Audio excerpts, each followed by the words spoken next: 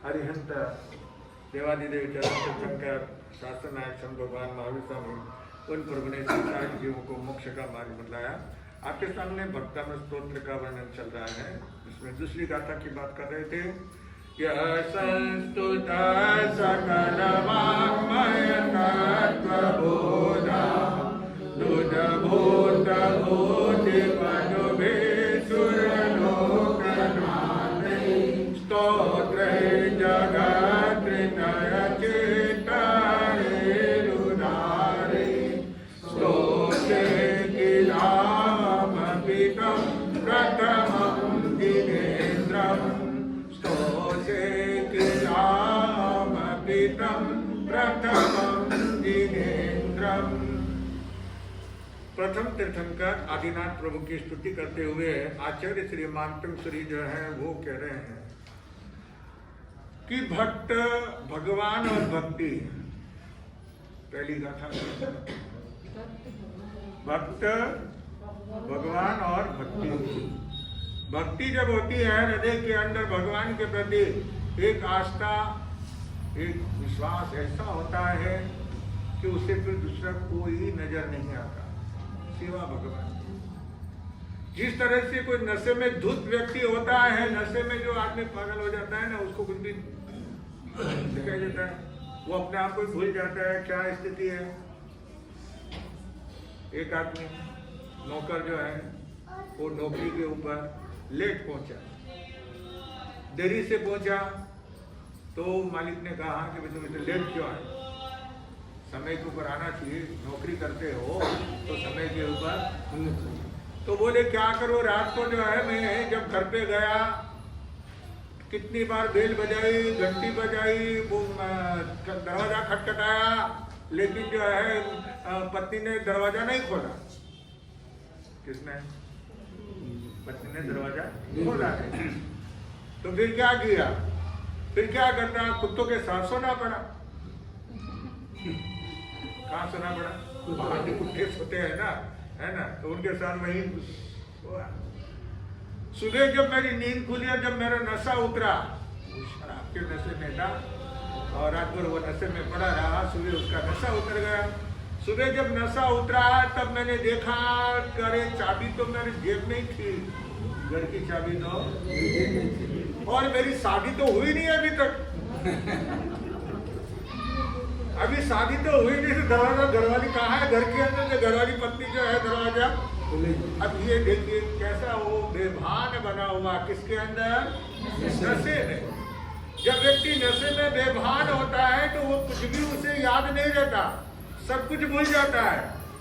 ऐसे ही जो है आचार्य श्री कह रहे हैं कि जो भक्त होता है वो भगवान के भक्ति के अंदर इतना तल्लीन हो जाता है, इतना जो है वो बेभान हो जाता है कि बिल्कुल यानी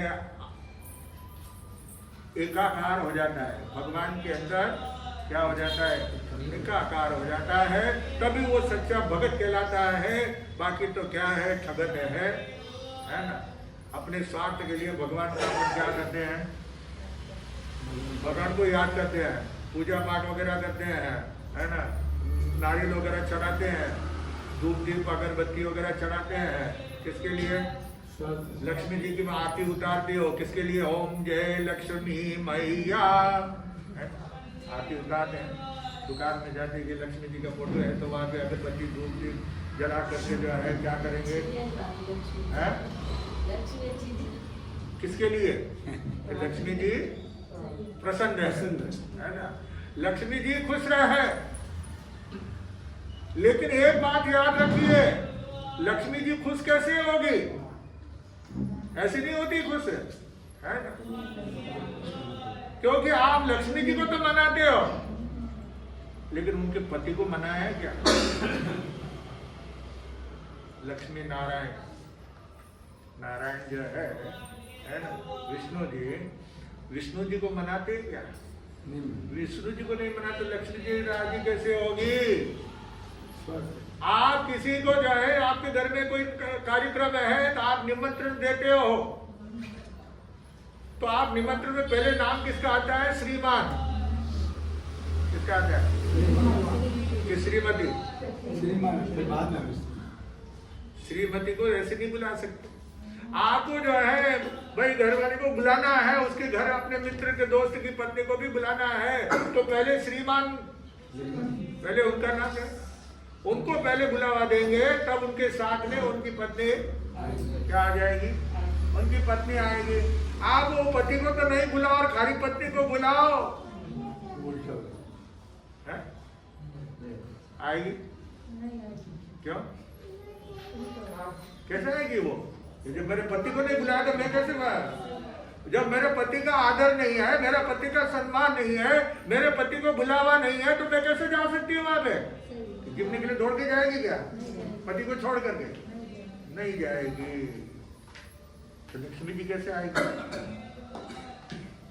आप लक्ष्मी जी को बुलाते हैं ना, तो लक्ष्मी जी आएगी कैसे? उनके पति को तो बुलाते नहीं, तो वो अकेली कैसे आएगी? सोचिए, चिंतन कीजिए, है ना। लक्ष्मी को बुलाना है तो पहले किसको बुलाना पड़ेगा? भगवान को, विष्णु भगवान को। पहले उसके पति को निमंत्रण देना होगा, उनका पहले जाप करना होगा, उनको पहले खुश करना होगा, वो आएंगे तो उनके साथ में लक्ष्मी भी आएगी। जहाँ पे भगवान आएंगे तो वहाँ लक्ष्मी भी आ जाएगी। और जहाँ पे भगवान, ठीक है, पुण्य के उदय से प्राप्त हो जाती है, लक्ष्मी आ जाती है, पूर्व जन्म के पुण्य से बिना बुलाए हुए प्राप्त हो जाती है।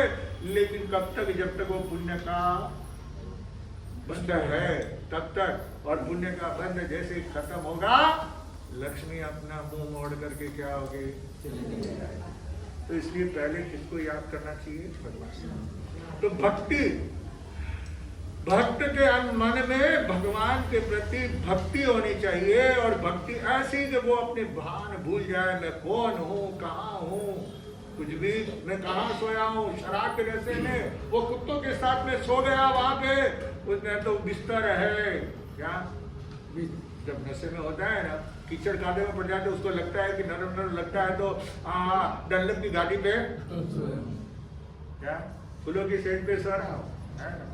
बास आ रही है तो गटर वगैरह के पास में नाली में से बदबू आ रही है, तो उसको लगता है कि क्या सेंट की खुशबू आ रही है ना। क्योंकि वो क्या है? नशे में है, नशे में बेभान बना हुआ है। तो उसको ये पता नहीं चलता है कि मैं कौन हूँ, कहाँ हूँ, मैं किस परिस्थिति के अंदर में कहाँ पड़ा हुआ हूँ, कहाँ मैं अच्छी जगह पे हूँ, चाहे मैं खराब जगह के ऊपर हूँ, ये उसको कुछ भी पता। तो जो भक्त होता है वो भगवान की भक्ति के अंदर इतना तल्लीन हो जाता है कि एकाकार हो जाता है। भगवान में और अपने में कोई फर्क क्या? भगवान में और खुद में, स्वयं में कोई अंतर नहीं मालूम पड़ता है, तन्मय हो जाता है। क्या होता है? सच्चा भगत बन जाऊं भगवान तुम्हारा, सच्चा भगत बन जाऊं भगवान तुम्हारा।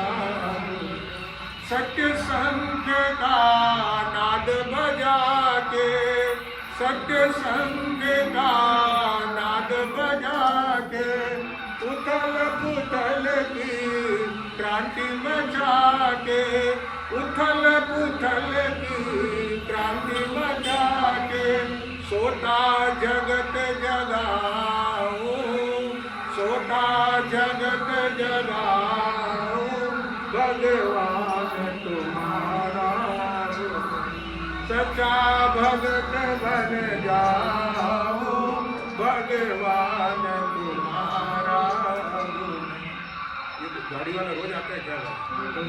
चलिए हम ज्यादा फिर बजाते हैं, खड़ा रहकर के एक ही जगह पर कोई नशा नहीं, उसको बता देना मेरे प्रार्थना और सभी है, तो इसके लिए है आवाज कम कर, उसका भी काम है, धंधा है। वो आपके घर की साफ सफाई करके जो कचरा इकट्ठा करते हैं वो लेकर के जाता है, आपकी गंदगी को साफ करता है।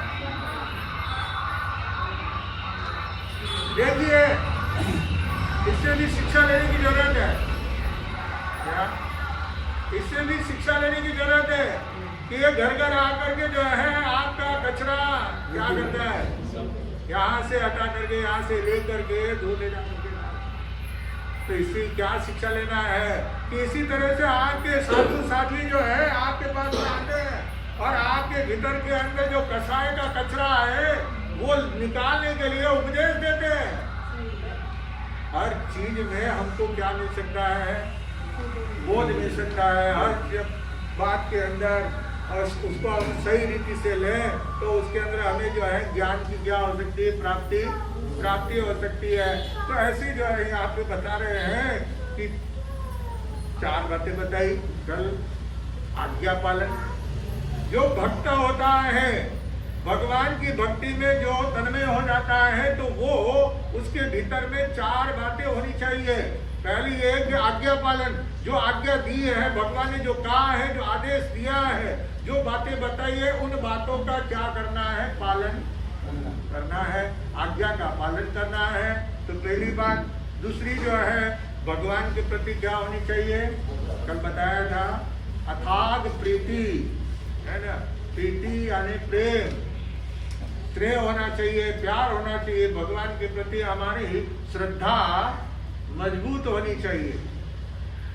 और दक्षता, विचक्षणता, होशियारी, विचक्षण, इशारे के अंदर समझने वाला, बिना बोले हुए खाली हाव भाव से। कल आपको बताया सूत्रदेन सूत्र के पहले अध्याय के अंदर इंगियाधार संपन्न, इंगित शरीर के इशारे से, शरीर के हाव भाव से जो है कि सामने वाला अभी क्या चाहता है, वो उनको प्यास लगी है या अभी वो बाहर जाना चाहते हैं या उनको भी आहार करना है, इन्हें उनके इशारे से, शरीर के हाव भाव से जो है क्या होता है।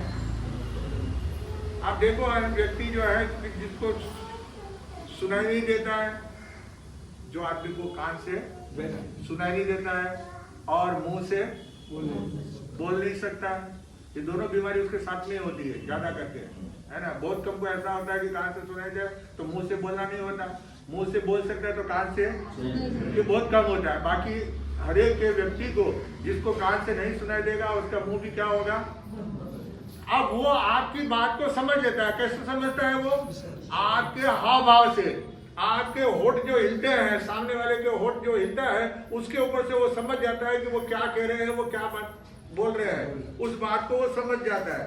तो इसी तरह से जो है जो दक्ष पुरुष होते हैं, जो विचक्षण होते हैं, वे हाव भाव से समझ जाते हैं। तो भगवान की जो है भक्ति के अंदर आदमी को जो है स्वयं आत्मा से परमात्मा स्वरूप बन जाए। यानी जिस तरह से भक्ति करते हैं तो आत्मा ही परमात्मा का स्वरूप,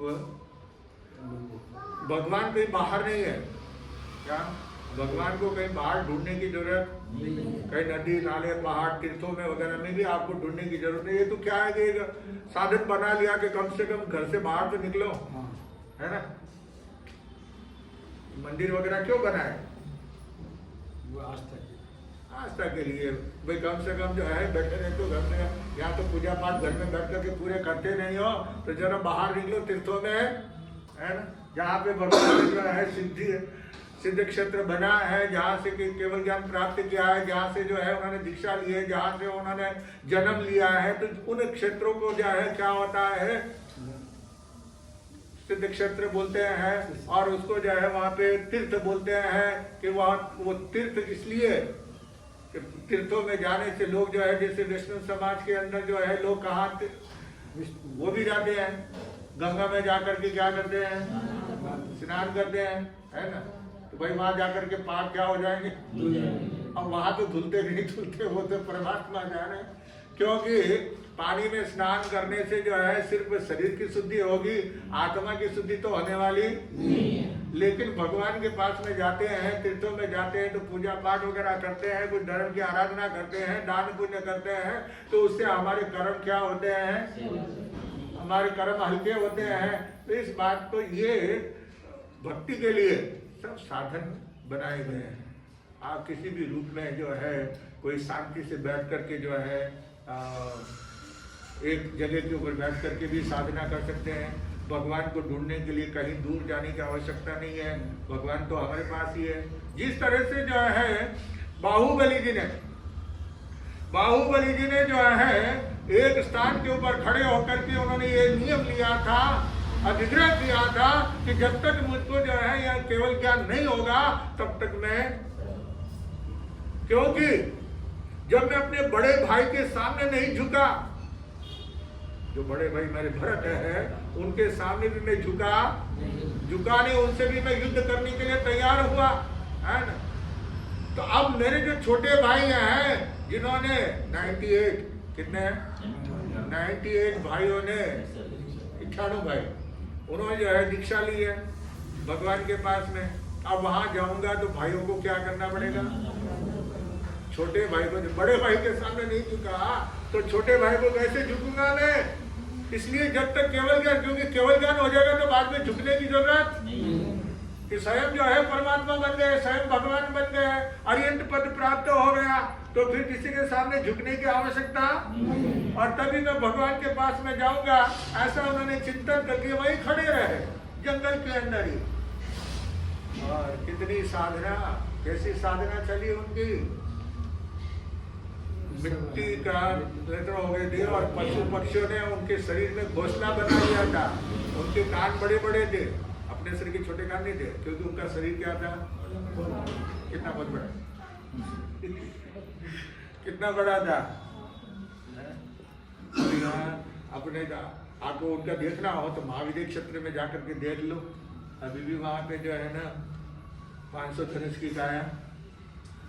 अब उनका 500 धनुष की काया थी, एक धनुष ये होता है अपने अपने शरीर मामूली, हाँ ये अपने हिसाब से जो है ना ये एक धनुष होता है, तो ऐसे जो है 500 धनुष, तो कितना शरीर, और इतना बड़ा शरीर होता है तो फिर उनके कान भी तो, शरीर भी, हाथ पांव सब क्या होते हैं, मस्तक भी क्या होता है, बड़ा होता है।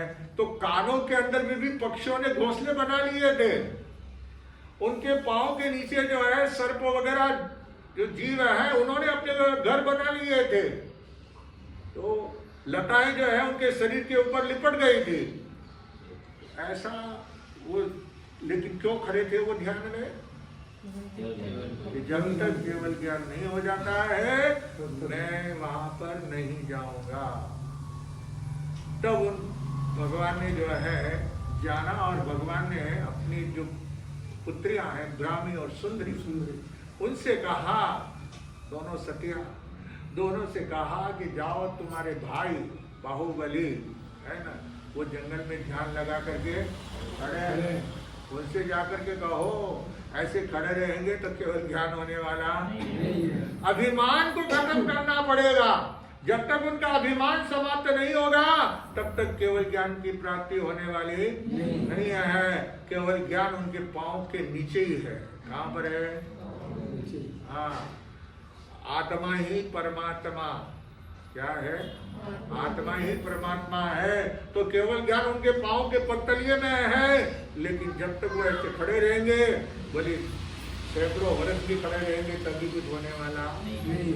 और जब उन्होंने दोनों बहनें आती हैं और आकर के वहां पे गीत गाती है, वीरा मारा गज थकी उतरो, गज चढ़ा केवल न होय, बांधव मारा गज थकी उतरो।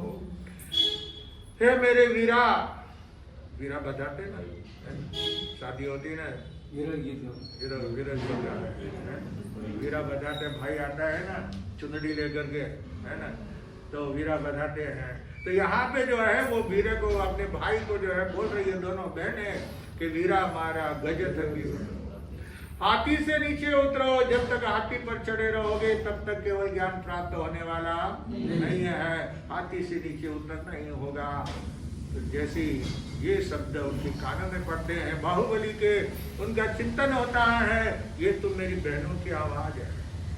पहचान गए हो? आवाज को नहीं पहचान गए? पहचान जाते। आप नीचे आओ, घर बाहर आओ तो आपकी आवाज से मालूम पड़ जाए घर के अंदर के आ गया। क्या?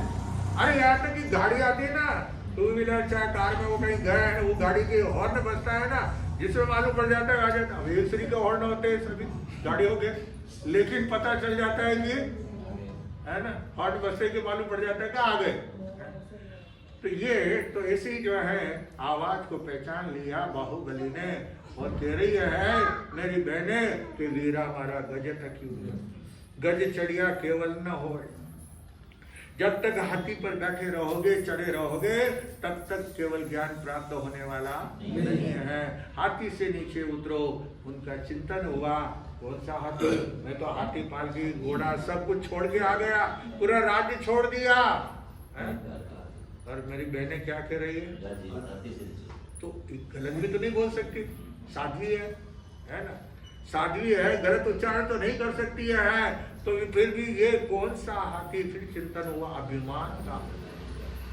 मैं अभिमान में, अरे जो पहले दीक्षा ले लेता है वो उसका बड़ा पद हो जाता है, और जब बड़ा पद हो जाता है तो उसके चरणों में झुकने में, नमस्कार करने में कोई शर्म की बात नहीं, कोई शर्म की बात नहीं है। उनके चरणों में झुकना ही चाहिए।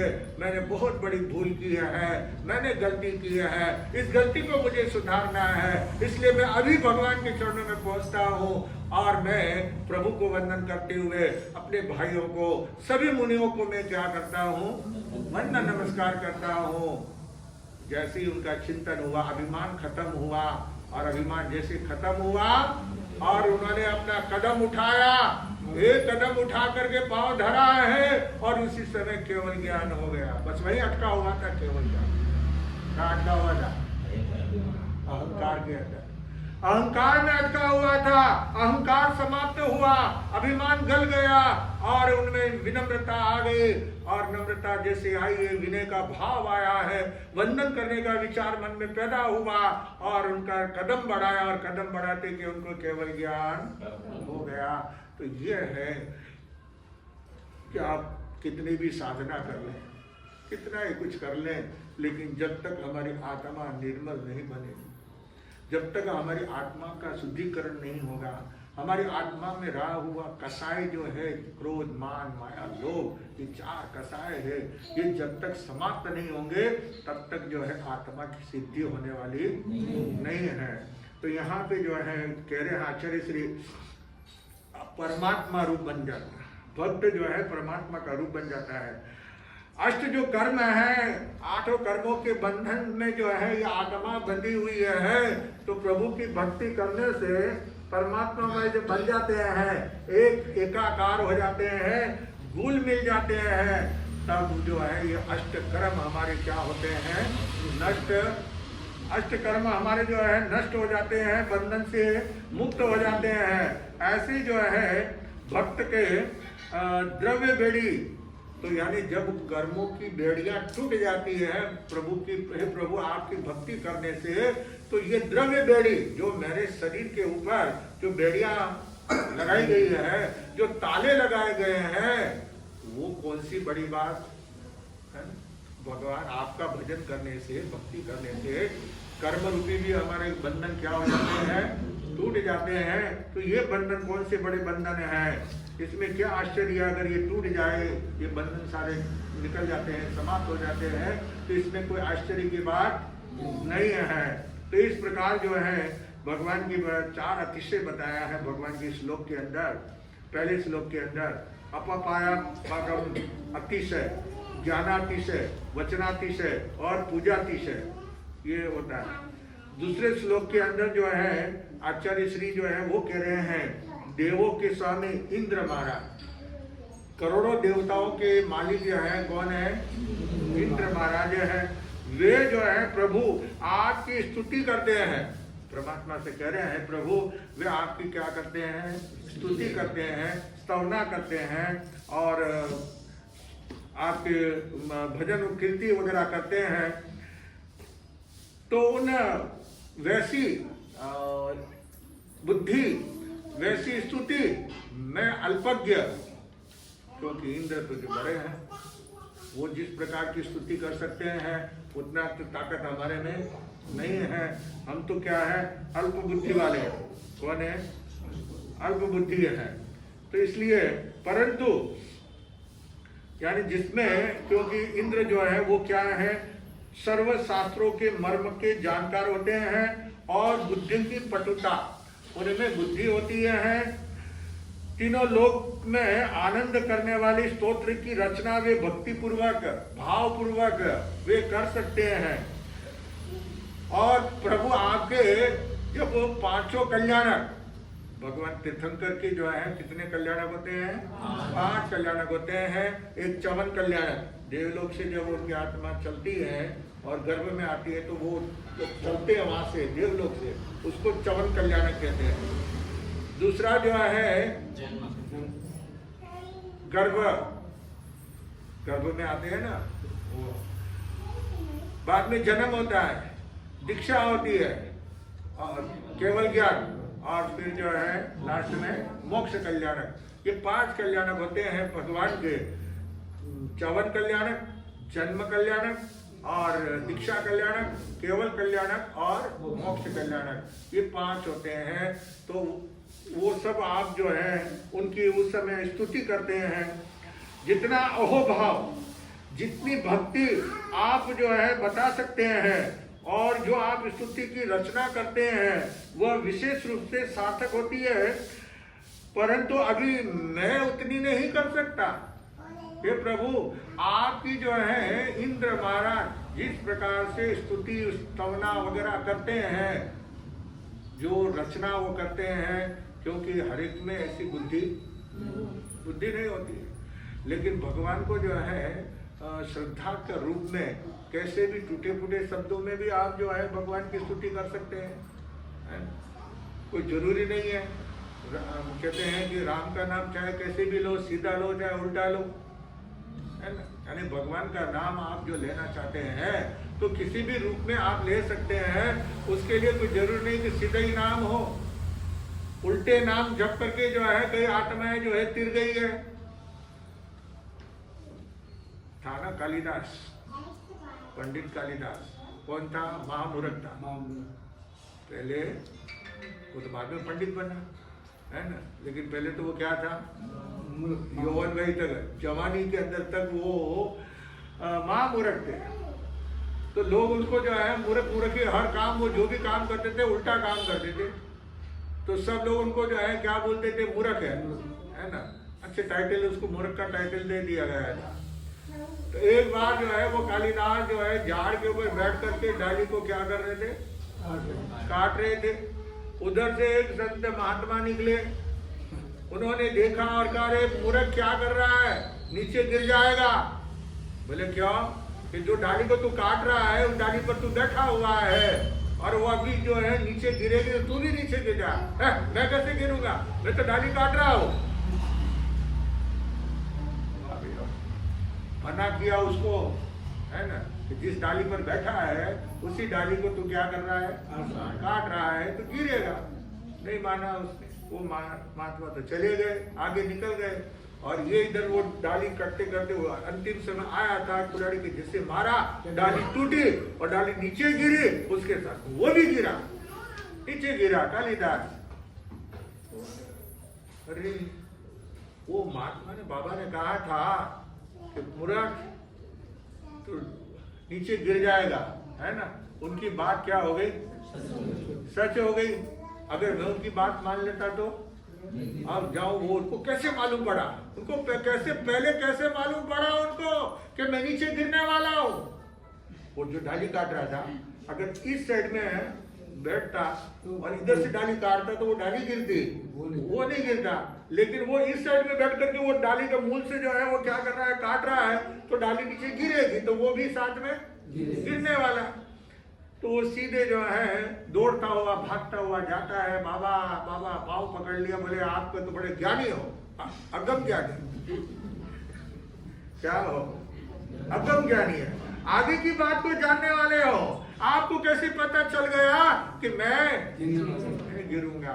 तो उसने कहा, अरे भाई तू जिस डाली पे बैठा हुआ था, ये तो थोड़ा सा बिना पढ़ा लिखा व्यक्ति भी जो है समझ लेता है कि जिस डाली पर बैठे हैं उसी को काटेंगे तो क्या होगा, नीचे गिरने वाले। तू पढ़ा लिखा नहीं है, मूर्ख रह गया जिसके लिए बोले आप ये भी नाम, मेरा नाम भी आपको मालूम पड़ गया, मूर्ख रह मूर्ख। फिर उन्होंने कहा क्या करना, भगवान का नाम सिखा के तुम राम क्या करो, राम नाम लो, भगवान का नाम लो, ईश्वर का नाम लो, नारायण का नाम लो ना। नाम लेने से फिर तुम्हारे थोड़ी सी अकल आएगी। तो बैठ गया एक जगह के ऊपर और जो क्या कर रहा था, जाप कर रहा था, पाठ कर रहा है, भगवान का नाम ले रहा था आंखें बंद करके। लक्ष्मी जी ने देखा कि वो नारायण नारायण क्या कर रहा है, जप कर रहा है। तो आपका नाम वो क्या कर रहा है, जप कर रहा है। देखिए वो कैसे जाप कर रहा है, जरा उसको कुछ पता है कि नहीं है नारायण कौन है ना, नारायण कौन है उसको कुछ मालूम है कि नहीं है। पता करने के लिए जो है दोनों जने, लक्ष्मी जी और नारायण जी दोनों आए। तो नारायण जी जो है वो भगवान जो है विष्णु जी वो झाड़ी में बैठ गए। झाड़ी है ना, झाड़ की झाड़ी थी, आड़ था, उसमें जो है जाकर के वहां पे बैठ गए। और लक्ष्मी जी जाती है उसके पास में, जो जाप कर रहा है नाम ले रहा है। बोले क्या कर रहे हो, बोले मैं जाप कर रहा हूँ, नाम ले रहा हूँ। किसका नाम ले रहे हो, तेरे माटी का। क्या बोले, माटी अपने मारवाड़ में गया, माटी किने गया, भीन ने, धनी ने, है ना, माटी माटी मोटी नहीं, तो माटी, तेरे माटी का नाम है, ठीक है ना। उसको कैसे मालूम पड़ा मैं लक्ष्मी हूँ, कैसे पता चला मेरे पति का नाम ये जप रहा है। बोले वो कहाँ है, कहीं पड़ा होगा झाड़ियों में। कहाँ पड़ा, तो झाड़ियों में देखे थे ना विष्णु जी, है ना। वो समझ गए कि ये अब खाली जानता नहीं है लक्ष्मी नारायण कौन है, लक्ष्मी कौन है, लक्ष्मी का पति कौन है, वह नहीं जानता था। लेकिन उसके मुंह से जो है शब्द निकले तो उनको मानना पड़ा। आखिर में ये सच्चा है, बिल्कुल जो है क्या है, भोला भोला आदमी है। एक तो घोड़ा होशियार हो ना आदमी, आलबाज आदमी हो है ना, वो अलग होता है। लेकिन ये तो क्या है, सीधा सरल आत्मा है। तो फिर बाद में जो है उनको ज्ञान की वो प्राप्ति हुई और उन्होंने रामायण की रचना की है संस्कृत के अंदर। क्या तुलसीदास जी ने जो रामायण लिखी है वो तो हिंदी में है ना, और संस्कृत में रामायण लिखी है तुलसीदास जी ने, जो कालिदास जी ने संस्कृत के अंदर लिखी है। जो संस्कृत का विद्वान होता है वही उसको पढ़ सकता है, बराबर समझ सकता है, नहीं तो हर एक के समझ में। तुलसीदास जी की रामायण जो है वो तो चौपाई के रूप में है, तो वो तो जल्दी समझ में आ जाती है, हर कोई उसको पढ़ सकता है, समझ सकता है। लेकिन संस्कृत को समझना क्या होता है, मुश्किल होता है, कठिन होता है। संस्कृत पहले पढ़ना पड़ता है तभी उसे जान सकते हैं। ऐसे वो कालिदास हुआ। तो यानी क्या है कि आदमी मूर्ख होता है लेकिन बाद में उसमें क्या आ सकता है, ज्ञान की प्राप्ति हो सकती है। तो भगवान का नाम जपने से उल्टे नाम जपते ही जग सारा, कालिदास भय ब्रह्म समान। यानी जो है उल्टा नाम जप करके जो है वो क्या बन गए, ज्ञानी बन गए, विद्वान बन गया, पंडित बन गया, है ना। तो ऐसे जो है यहाँ पे आचार्य श्री कह रहे हैं कि मैं तो अल्प बुद्धि वाला हूँ। और अल्प बुद्धि की बात आगे हमारे जो है तीसरे श्लोक के अंदर और क्या बताएंगे आचार्य श्री, वो आगे अपन कल सुनने से पता चलेगा। तो अब जो है दूसरा जो है ये श्लोक है, इसकी विशेषता क्या है कि इसका जाप अगर शुद्ध मन से व्यवस्थित ढंग से साधना इसकी की जाती है तो मस्तक पीड़ा निवारक है। आपके मस्तक के अंदर, सिर के अंदर जो पीड़ा होती है, दर्द होता है, उसको दूसरे श्लोक का जाप करने से जो है वह पीड़ा हमारी क्या हो सकती है, दूर हो सकती है। लेकिन उसमें श्रद्धा, भक्ति, विश्वास, आस्था होनी चाहिए। और जब हम जाप करें तो उस समय जो है हमारा ध्यान किस में रहना चाहिए, जाप में रहना चाहिए, न कि इधर उधर भटकना नहीं चाहिए। एकाग्रता के साथ में जाप करते हैं तो हमारी ये अगर ये सिद्ध हो जाता है तो हमारी वो पीड़ा और दूसरे किसी की भी आप पीड़ा उस श्लोक का पाठ करते हुए किसी को बताने की जरूरत नहीं है, लेकिन आप किसी के मस्तक के ऊपर वो पाठ करते हुए हाथ फेरेंगे तो उसकी पीड़ा क्या हो जाएगी, दूर हो सकती है। लेकिन इसको पहले सिद्ध करना होता है। भक्तामृत स्तोत्र का आदिनाथ प्रभु का ये वर्णन आपके सामने कर रहे हैं। आगे और क्या होता है सुनने से। तीसरे श्लोक के अंदर क्या कहते हैं आचार्य श्री, वो कल तो नहीं है, परसों, क्योंकि कल अपना क्या है, छुट्टी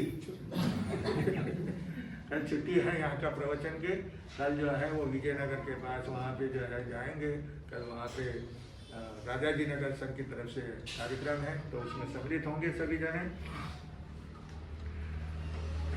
चरित्र के अंदर बताया था वो डोकरी माझी पूर्व पैठान नगर से राजा ने उसको निकाल दिया, क्योंकि लोग सब परेशान हो गए।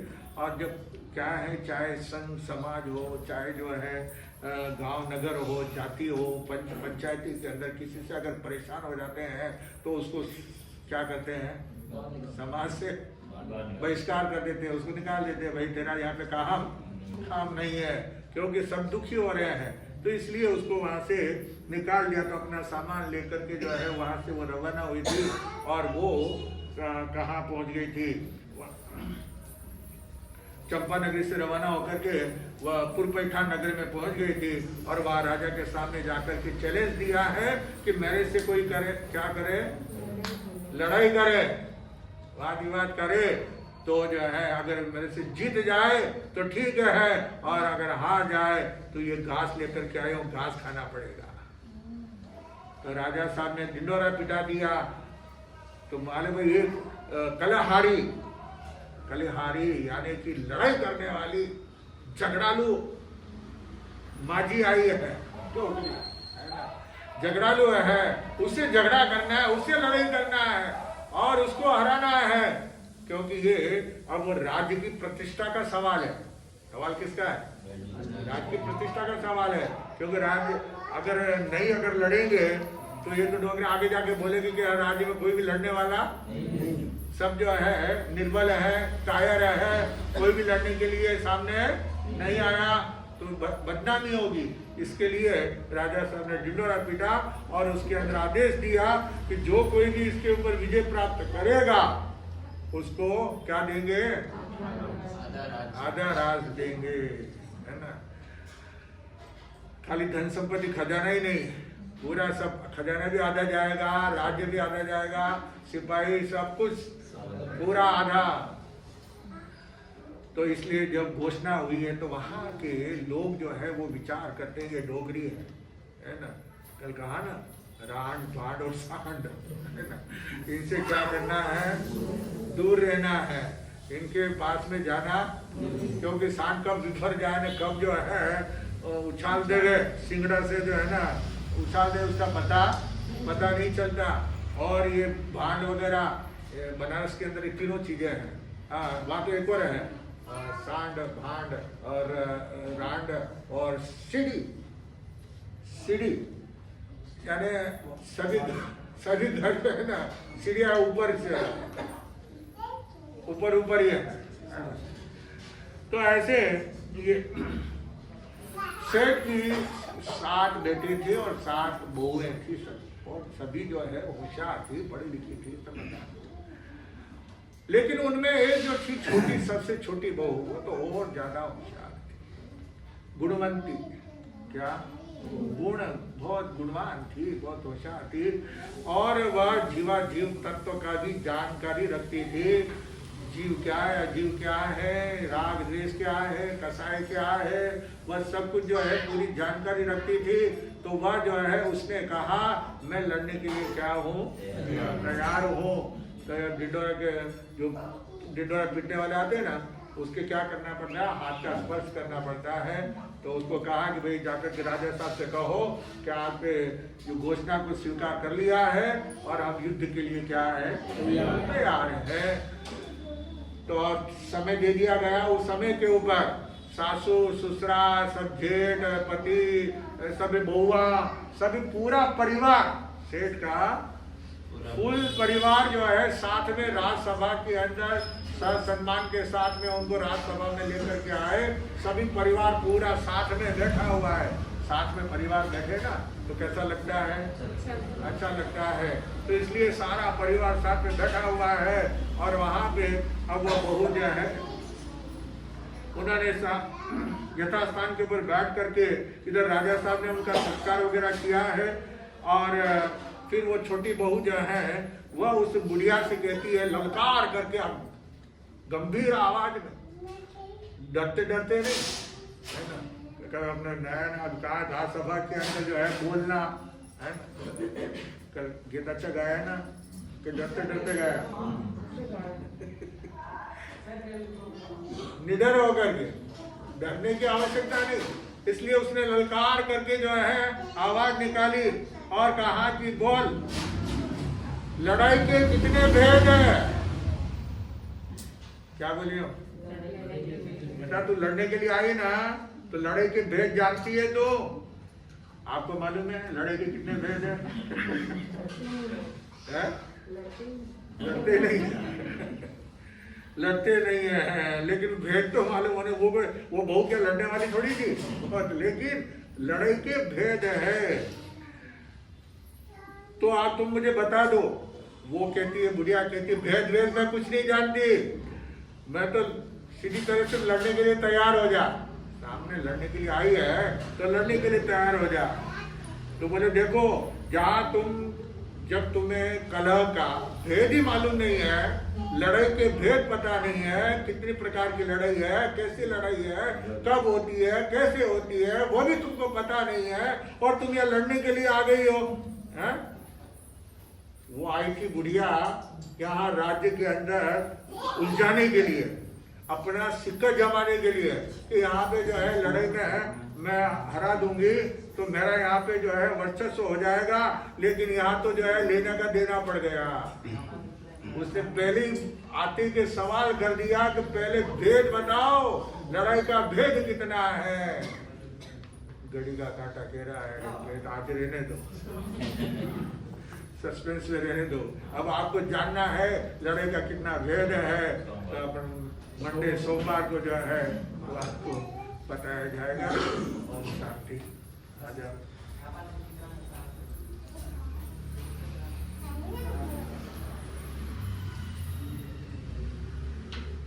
ज्ञान देने वाले गुरुवर को वंदन है, ज्ञान देने वाले गुरुवर को वंदन है। सच कहूं तो आप जैसे गुरुदेव के चरणों की धूल भी चंदन है, चरणों की धूल भी चंदन है।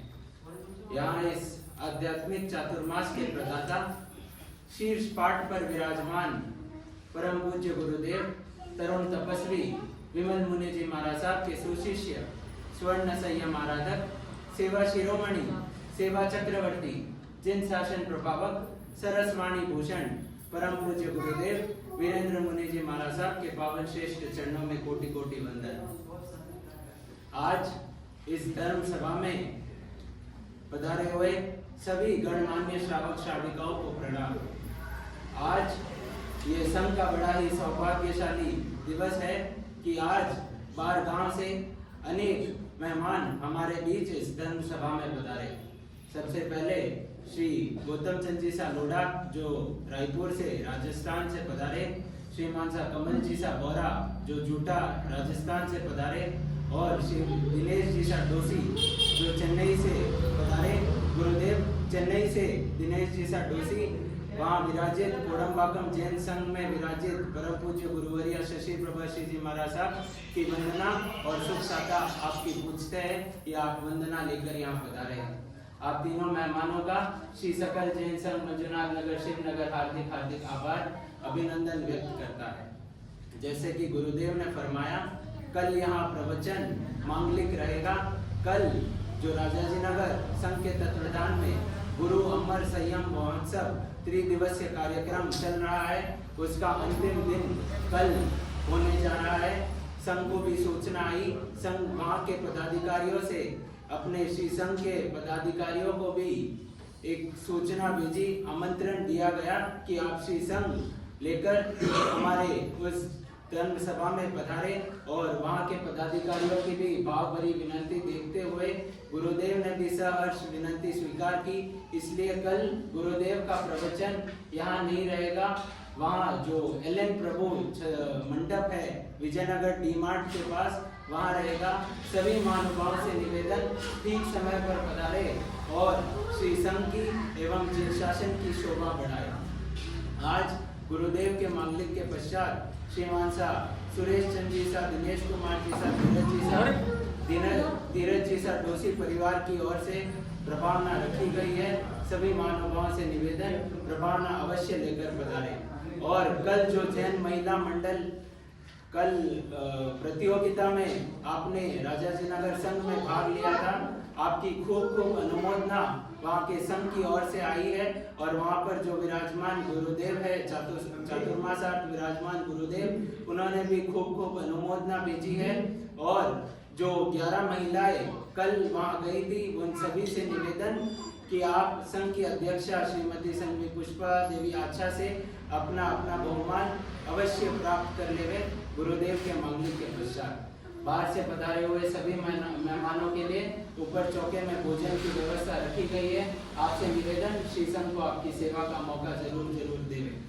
गुरु आज्ञा विरुद्ध प्रभु आज्ञा विरुद्ध कुछ काम हो तो इच्छा में दुक्कड़म क्षमाया। पचकान एकासना आयबिल